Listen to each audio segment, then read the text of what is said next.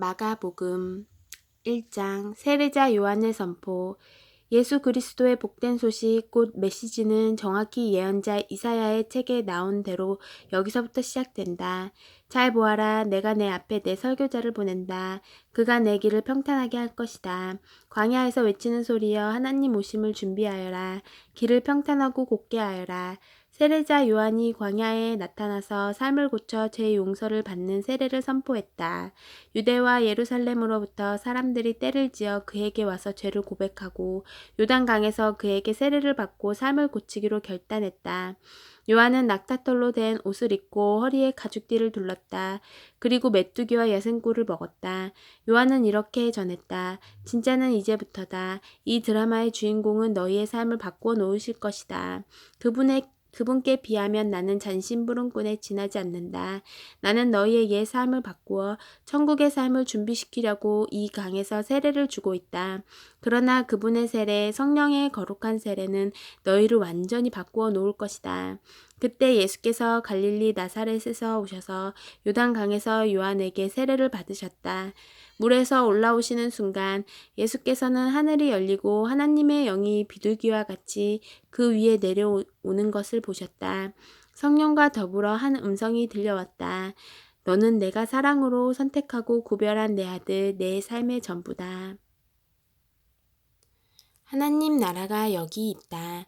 동일한 성령께서 즉시 예수를 광야로 몰아내셨다. 예수께서는 광야에서 40일을 밤낮으로 사탄에게 시험을 받으셨다.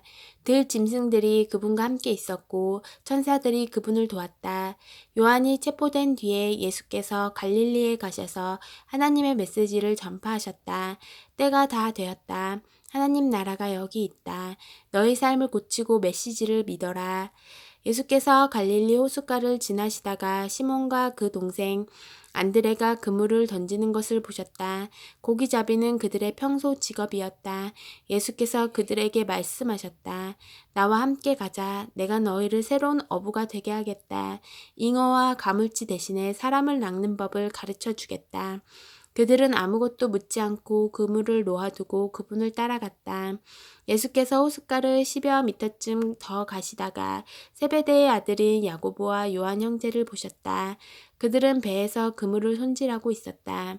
예수께서 곧바로 그들에게도 똑같이 제안하셨고 그들은 즉시 아버지 세베대와 배와 품꾼들을 버려두고 그분을 따라갔다. 확신에 찬 가르침. 그들은 가버나움에 들어갔다. 안식일이 돌아오자 예수께서 지체하지 않고 회당으로 가셨다. 예수께서는 거기서 가르치며 하루를 보내셨다. 사람들은 종교학자들처럼 궤변과 인용을 늘어놓지 않는 아주 솔직하고 확신에 찬 그분의 가르침에 놀랐다. 예수께서 아직 회당에 있는데 정신이 이상한 사람이 남대없이 끼어들어 소리를 질렀다. 나사렛 사람 예수여, 무슨 일로 우리한테 왔습니까? 나는 당신이 무슨 일을 하려는지 압니다. 당신은 하나님의 거룩한 분이시며 우리를 멸하러 왔습니다. 예수께서 그의 입을 막으셨다. 조용히 하고 그에게서 나오너라. 괴롭히던 귀신이 그 사람에게 경련을 일으키고는 큰 소리로 대들면서 나갔다. 거기에 있던 사람들 모두 믿기지 않는다는 듯 신기해하며 웅성거렸다. 이게 어찌된 일인가? 이 사람이 더러운 귀신들의 입을 막고 내쫓다니 말한 대로 이루어지는 새로운 가르침인가? 이 소식이 빠르게 퍼져서 온 갈릴리에 알려졌다. 회당에서 나온 그들은 야고보와 요한과 함께 곧바로 시몬과 안드레의 집으로 갔다. 시몬의 장모가 몸져 누워 있었는데 열이 불덩이 같았다. 그들이 예수께 알렸다. 예수께서 그녀에게 가서 손을 잡아 일으키셨다. 그러자 열이 곧 떨어졌고 그녀는 일행의 저녁을 준비했다. 그날 저녁 해가 저물자 사람들이 병자와 귀신 들려 괴로워하는 사람들을 예수께 데려와서 온 동네가 문전성시를 이루었다. 예수께서 그들의 병든 몸과 고통당하는 심령을 고쳐주셨다. 귀신들이 그분의 참 정체를 알았으므로 예수께서는 그들이 한마디도 하지 못하게 하셨다. 나병 환자를 깨끗하게 하시다. 날이 밝기 한참 전에 예수께서 일어나셔서 한적한 곳으로 기도하러 가셨다. 시몬과 그 일행이 그분을 찾으러 갔다. 예수를 만나자 그들이 말했다. 사람들이 다 주님을 찾고 있습니다. 예수께서 말씀하셨다. 다른 마을로 가자. 내가 거기서도 전도해야 하겠다. 나는 이 일을 하러 왔다. 예수께서는 갈릴리 온 회당을 다니시며 전도하고 귀신을 쫓아내셨다. 한 나병 환자가 그분께 와서 무릎을 꿇고 간청했다. 원하시면 저를 깨끗하게 하실 수 있습니다. 못내 측은한 마음이 든 예수께서 손을 내밀어 그에게 대며 말씀하셨다. 내가 원한다. 깨끗하게 되어라. 그러자 그 즉시 나병이 깨끗이 사라졌고 그의 살갗은 보드랍고 온전해졌다. 예수께서 그를 보내시며 엄히 명하셨다. 누구에게도 아무 말 하지 마라. 깨끗하게 되었으니 모세가 정한 예물을 가지고 제사장에게 가서 내 몸을 보여라. 그러면 내가 낳은 것이 사람들에게 입증될 것이다. 그러나 그 사람은 모퉁이를 돌아서자마자 만나는 사람마다 그 일을 이야기하여 온 동네에 소문을 퍼뜨렸다. 그래서 예수께서 더 이상 시내에 자유로이 드나들지 못하고 외딴 곳에 머무셨다. 그러나 사람들은 온 사방에서 그분을 찾아왔다. 2장 중풍병자를 고치시다. 며칠 후에 예수께서 가버나움에 돌아오시자 그분이 집에 계신다는 소문이 퍼졌다. 무리가 문 앞을 꽉 메어서 아무도 드나들 수 없었다. 예수께서는 말씀을 가르치고 계셨다. 사람들이 한 중풍병자를 네 사람에게 들려서 예수께 데려왔다.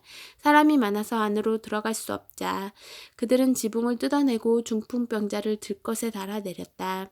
그들의 담대한 믿음에 감동하신 예수께서 중풍병자에게 말씀하셨다. 아들아, 내가 내 죄를 용서한다. 거기에 앉아있던 몇몇 종교학자들이 자기들끼리 수군거리며 말했다. 저렇게 말하면 안 되지. 저것은 신성모독이다. 오직 하나님만이 죄를 용서하실 수 있다. 예수께서 그들의 생각을 곧바로 아시고 말씀하셨다. 너희는 어찌 그리 의심이 많으냐. 중풍병자에게 내가 내 죄를 용서한다고 말하는 것과 일어나 내 들것을 들고 걸어가라고 말하는 것 중에 어느 쪽이 더 쉽겠느냐. 내가 인자인 것과 내가 어느 쪽이든 행할 권한이 있다는 것을 분명히 보여주겠다. 그러고는 중풍병자를 바라보시며 이렇게 말씀하셨다. 일어나거라. 내 들것을 들고 집으로 가거라. 그 사람은 그 말씀대로 일어나서 들것을 가지고 모두가 보는 앞에서 걸어 나갔다. 사람들은 도무지 믿기지 않아 자신들의 눈을 비볐다. 그러고 나서 하나님을 찬송하며 말했다. 우리 평생에 이런 일은 처음 본다. 의사가 필요한 사람이 누구냐? 예수께서 다시 호숫가를 걸으셨다. 무리가 다시 그분께 왔고 예수께서는 그들을 가르치셨다. 예수께서 거니시다가 알페오의 아들 레위가 자기 일터에서 세금을 걷고 있는 것을 보셨다. 예수께서 말씀하셨다. 나와 함께 가자. 그는 따라갔다. 나중에 예수와 그 제자들이 평판이 좋지 않은 무리와 함께 집에서 저녁을 먹고 있었다. 보기에는 아닐 것 같지만 그들 가운데 적지 않은 사람들이 이미 그분을 따르고 있었다. 종교학자와 바리새인들은 예수께서 그런 무리와 어울리는 것을 보고 그분의 제자들에게 따졌다. 쓰레기 같은 인간들과 친하게 지내다니 이게 무슨 본이 되겠소.